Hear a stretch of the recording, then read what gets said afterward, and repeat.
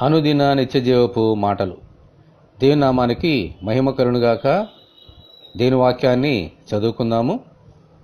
ఆయనే భూదిగంతముల వరకు యుద్ధములు మాన్పువాడు, విల్లు విరిచివాడును, బల్లెమును తెగ నరుకువాడును ఆయనే, యుద్ధరథములను అగ్నిలో కాల్చివేవాడు ఆయనే. కీర్తనల గ్రంథము 46వ అధ్యాయము 9వ వచనం.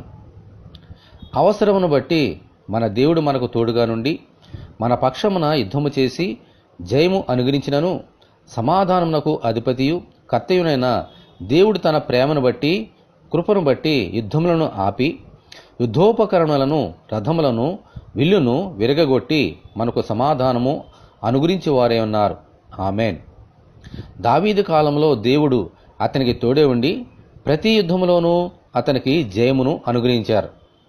దావీదు కుమారుడైన సొలొమోను కాలంలో ఆ ప్రభువే ప్రతి యుద్ధమును ఆపి 40 సంవత్సరములు సమాధానము అనుగ్రహించారు.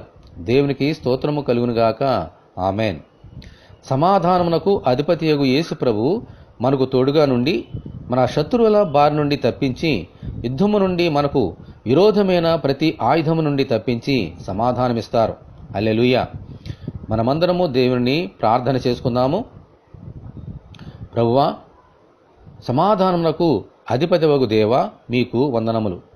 మా శత్రువుల నుండి యుద్ధములను ఆపి వారి ఆయుధాలను విరగగొట్టి మాకు సమాధానమును అనుగ్రహించి కాపాడమని ఈ వాక్యము వింటున్న నీ బిడ్డలందరినీ అలాగున దీవించమని మా ప్రభువైన యేసుక్రీస్తు ద్వారా ప్రార్థన చేయుచున్నాము తండ్రి. ఆమెన్. ప్రభువైన యేసుక్రీస్తు కృప మనకందరికీ తోడే ఉండి నడిపించునుగాక. ఆమెన్. పరిశుద్ధ దేవుని మందిరం.